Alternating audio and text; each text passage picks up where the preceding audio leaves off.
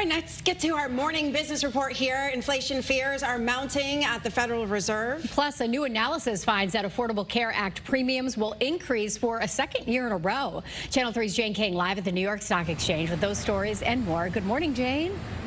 Hi, Tracy and Caitlin. Good morning. As Affordable Care Act premiums set for another double-digit jump next year.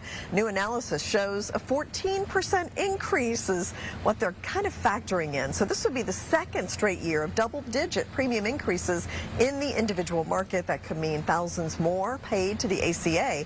Now, insurers blame the hikes on rising costs of health care services and the expiration of enhanced Affordable Care Act subsidies.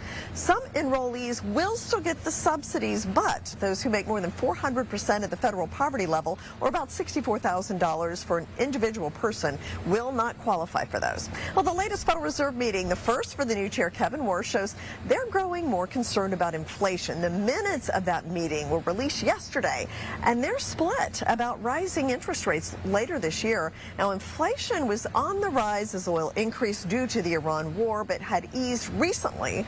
However, with the renewed fighting in the Middle East, oil prices were headed back up again yesterday. And oil is down this morning, though. President Trump said last night that Iran wants a deal badly. So traders are assessing where this fragile ceasefire is and where it's going. They tell me that renewed geopolitical tensions will likely keep a premium in oil prices and could possibly mean interest rate hikes later this year. Well, the president did say the ceasefire is over. That sent the Dow down nearly 600 points. There was some late-day buying in tech stocks. Now, this morning, we are looking at a higher start. Live from the New York Stock Exchange, I'm Jane King. Back to you.